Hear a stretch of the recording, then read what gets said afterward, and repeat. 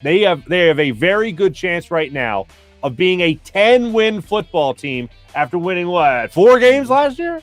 Mm-hmm. I'll take that. I'll take that every day of the week, especially when you're talking about a quarterback who went into the season having, for the first time ever, as the starter's reins in his hands, and even that was questioned, and a coach who has never been a head coach or play caller in the NFL before, Nick Sirianni.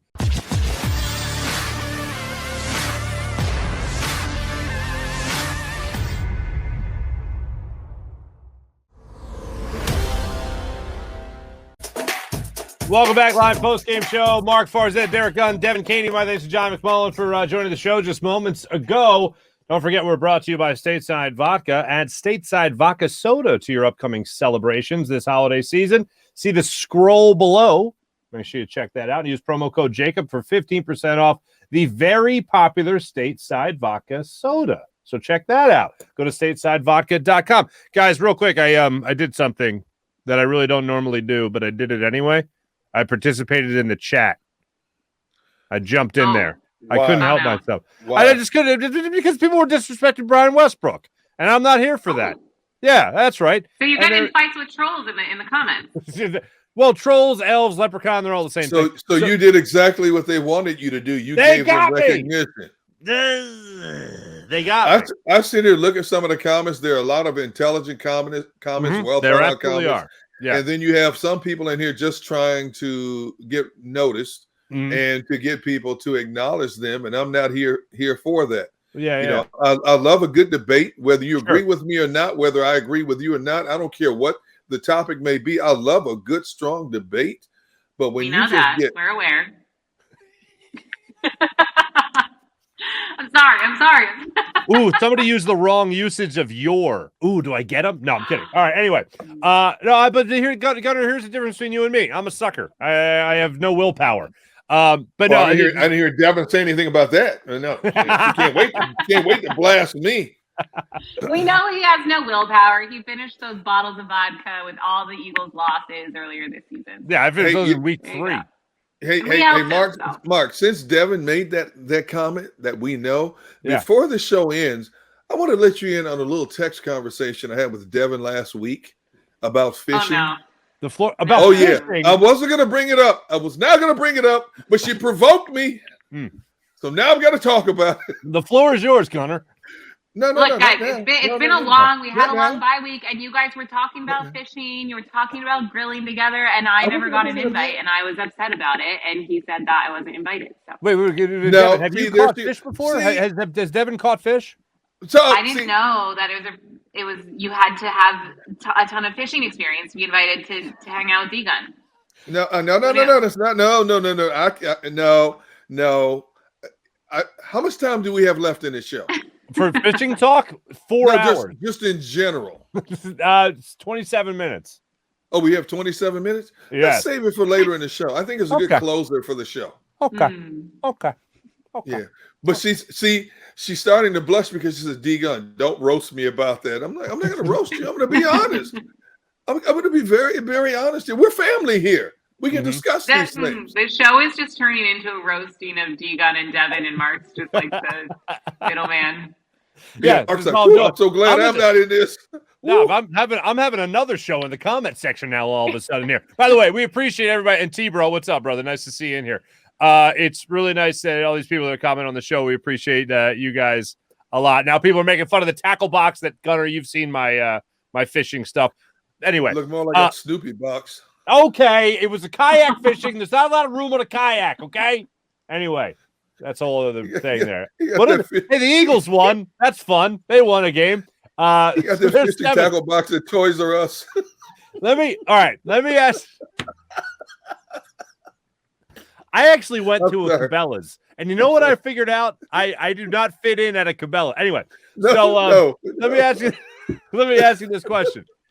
Is that a real moose? All right. So, no, let me ask you this question. The Eagles now. Now, look, we got 3 games left in the season to watch this football team play. Right now, the Eagles are sitting at 7-7. They are giving us those meaningful games in December, meaningful games into January, most likely. Right now, at this point, have the Eagles, I'll ask this question, overachieved for your expectations going into the year, or have they underachieved your expectations going into the year? Devin, Gunner, whoever would like to answer that first, the floor is yours. Go ahead, Devin. Okay, I knew you were going to hand it to me. Thank you, Gunner, such a gentleman. And I am delaying my answer right now because I truly don't know, because I think, we talked about this, especially in the beginning of the season. I don't even want to say I had any sort of expectations. I just knew that this year would be a year of us kind of figuring out this team. I hate using the word rebuild, but this felt like an entirely new team going into this season. Mm-hmm. And it has become an even, I think they've found their identity, and I think they've exceeded my expectations in that. I do like this team's identity. I like who they're becoming. I think I like Nick Sirianni. I like his vision. Jonathan Gannon, of course, jury's still out on.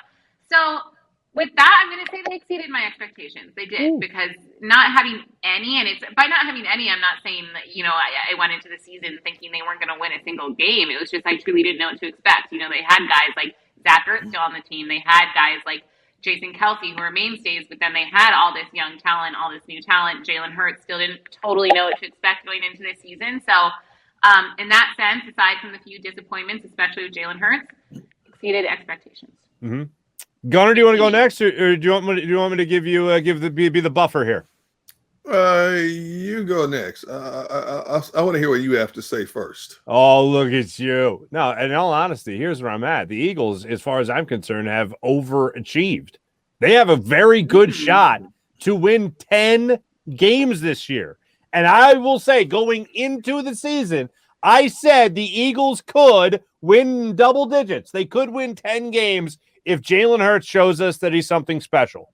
And I thought in the second half of this game, most notably, and even in the latter stages of the first half, he showed that he could be something special. Look, I am not going to skirt the issue. It was an awful throw to Dallas Goedert that he made a play on. It was an awful decision that he made that throw to Devontae Smith in the corner of the end zone in double coverage. Awful decisions. But he bounced back from it. He bounced back from his fumble. He played a very good second half. Show me you could be special from here on out. Were the opponents great in the second half? No, they even lost 2 more guys. They're starting corners in the second half of this game. You can only play what's in front of you. You can only be the difference for your team if you're a quarterback. Be the difference for your team in the positive way. You can be the difference in a negative way.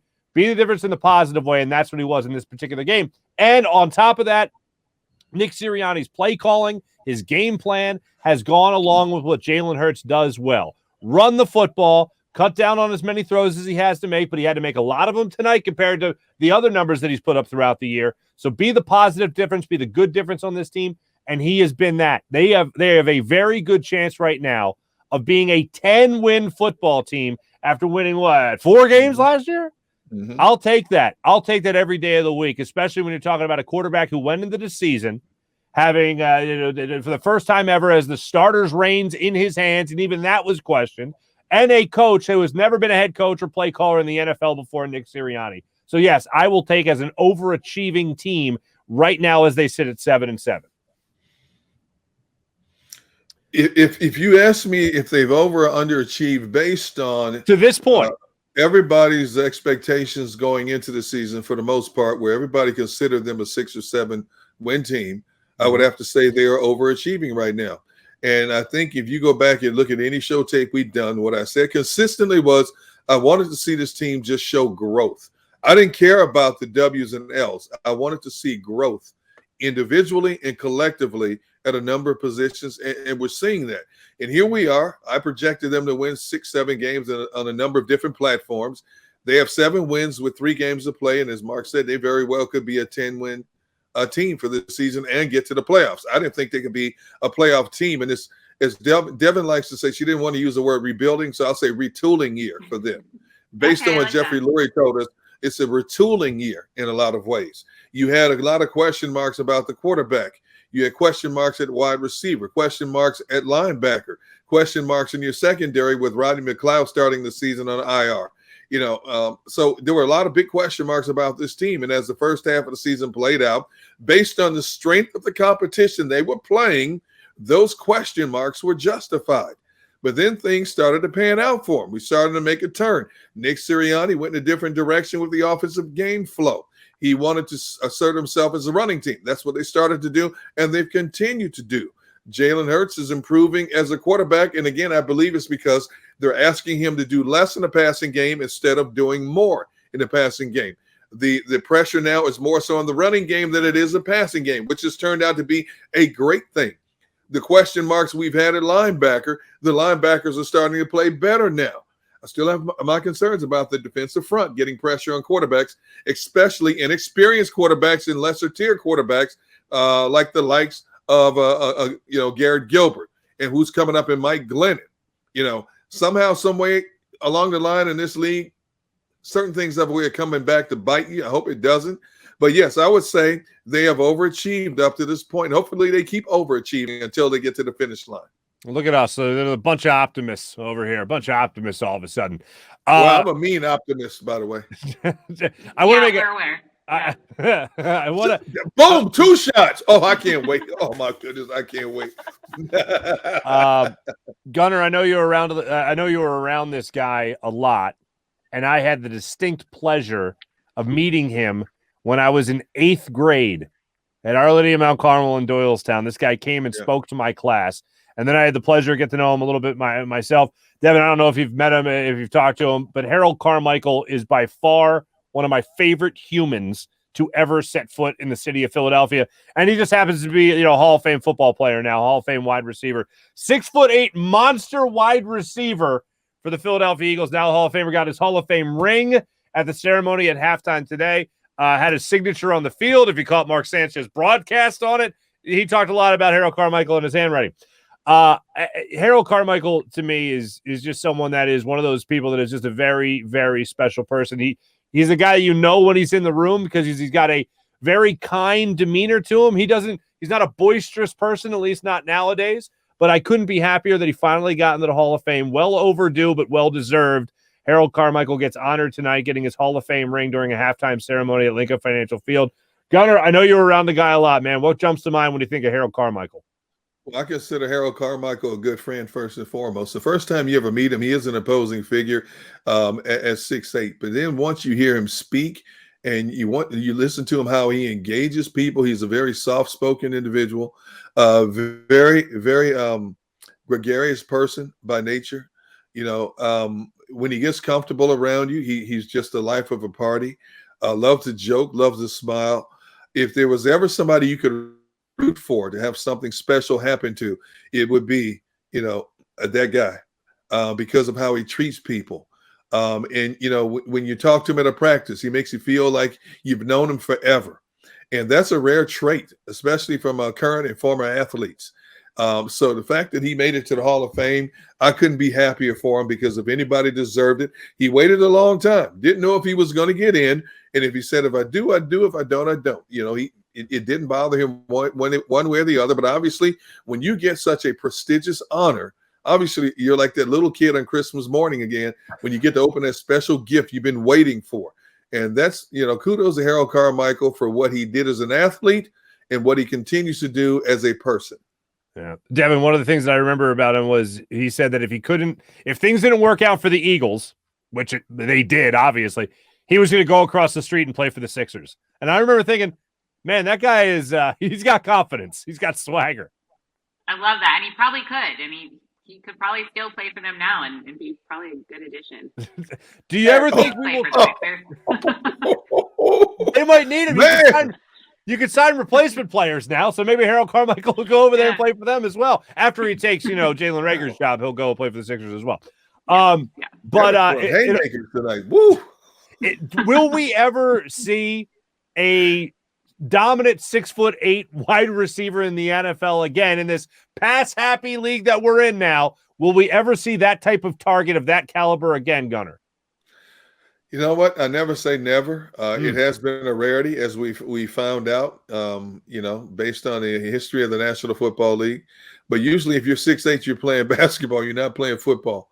But I never put anything – the Eagles – oh, sorry, Gunnar. I didn't mean to cut you off. Do we have a tight end who's like 6'7" tight end? Yeah, he's 6'7", 6'7" tight end. Yeah, he hasn't gotten a lot of play yet, but from a wide receiver perspective, tight ends are getting bigger. We see a lot of 6'5", 6'6" tight ends, You know, but when you're talking about a 6'8" wide receiver, my goodness. You know, Calvin Johnson, who played for Detroit, what was he back in the day? 6'6" in the 90s, 6'6", 6'5". That's a pretty big receiver right there. Most receivers are in that range of 6'2" to 6'4". You're talking about a guy who was 6'5", 6'6", had a wingspan like a 747 jet. So I don't think it's ever going to become a commonplace to see a 6'8" wide receiver in the National Football League, but I'll never say never, because if there's one thing this game has taught us about watching this game, always expect the unexpected. Certainly. And I do remember bumping into him after, because I remember one of the things that made me think about Chip Kelly and be like, wait, I don't know if this guy's really it, was that it was under his regime that Harold Carmichael basically got let go. And I remember talking to Harold Carmichael about it after the fact, and I go, hey, man, how you holding up? And he's like, I'm bored as hell. Yeah. But he was jovial about it. He wasn't like sad about it. He's just like, I'm just bored, man. Yeah, hit me up anytime, basically. And I remember thinking, damn, this guy, you cannot rain on this guy's parade, man. No matter what, you cannot rain on his parade. Now going back to the game at hand tonight and what happened after the ceremony for Harold Carmichael was that you saw a much more aggressive Eagles offense come out there. One thing I did pose earlier in the show was talking about what if the Eagles implemented this type of game plan, because Devin, you mentioned this as well. The early goings of this season were very rough. It was enjoyable to watch that Atlanta Falcons game and watch the Eagles go out there and dominate. But after that, the way they played against the Kansas City Chiefs, the way they played against the Oakland Raiders, the way they played against the San Francisco 49ers, there was no run game established. And you go into that Dallas Cowboys game, let's not forget, and you handed the ball to a running back twice in the first half of that football game. And then we look at the last 7 games now, 7 straight games, 175 yards plus on the ground alone? That is insane. I never thought we'd say that about another football team ever again, let alone the Philadelphia Eagles that have been pass happy for the vast majority of my life. The way they have played this game, if they would have played those first couple of games of the season the way they played over the last 7, I think we're talking about, Devin, maybe a very different outcome, especially going into the last 3 weeks of the season. You think if they ran against the Cowboys more, they would have won? I think they would have had a much better shot than getting blown out the way they did in that game. Yeah. That game still goes down as, I think, the worst game of the season. That was just by far.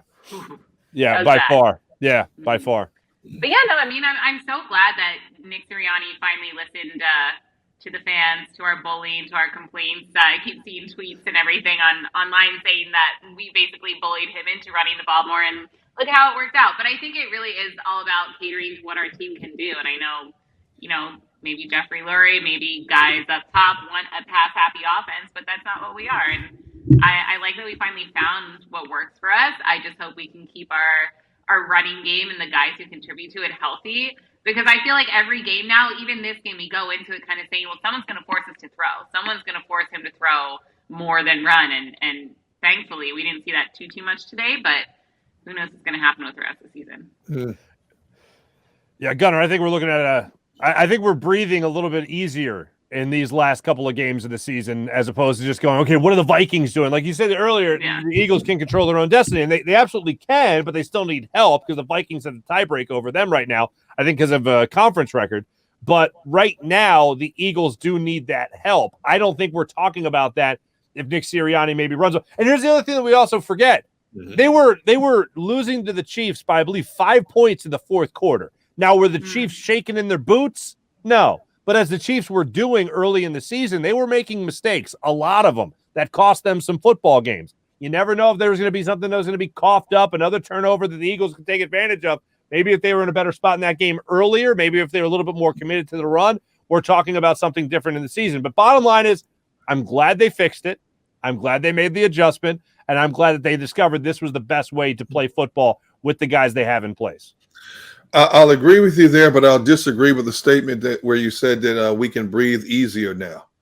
Because we would be able to breathe easier. We would be able to breathe easier now. Because when I look at what is happening around the league week to week, when you look at a Detroit team that could have packed it in a long time ago, rise up and beat an Arizona team, when you look at a Saints team that doesn't have a quarterback, and they shut out Tampa Bay, and you say, well, Brady didn't have, Chris Godwin, who unfortunately the kid's out for the season now. Mike Evans went down. Well, you know what? When you're the GOAT, you make everybody else better around you, you know. So I want to hear he didn't have his receivers. I mean, go back in the season, Aaron Rodgers took a Green Bay team in Arizona. When Arizona was undefeated, he didn't have his top 3 receivers and found a way to win that game. Right. So everything is unpredictable. You know, you can't let your guard down, you know. And I say that from a fan base also. Don't get comfortable talking about, oh, we got this, this, and this. No. Because, you know, we've seen it time and time again consistently in this league for the last month. Somebody rises up when you least expect it and all of a sudden pulls off a shocker. And should the Eagles beat the Giants? They should beat the stuffing out of the Giants. But it's a division game. Should the Eagles beat Washington in a rematch? They should. They have the psychological edge going into that game. But when they face Washington next time, that Washington team probably is going to have a few more players back. They're going to have Curtis Samuel back. They're going to have one of their 2 so-called top-tier quarterbacks back. They're going to have some more of their defensive players back. They're going to have Kyle Fuller back. You know, so that's going to be a different game. Plus, that game's being played down there. So there is no such thing as a gimme in the National Football League. Heck, Jacksonville's even jumped up and won a couple of games. Nobody thought that would be possible. Doug Peterson's future team? Is that what you're talking about? Jacksonville? Yeah, Doug Peterson. You know, God bless him if he takes that team. That organization is basically a hot mess.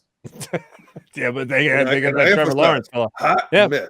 I love Trevor Lawrence. I do believe if they ever get Trevor Lawrence the right offensive line personnel and get him the right talent to throw to, I think Trevor Lawrence could be something special in the National Football League. But right now, it's like playing for the Three Stooges organization down there.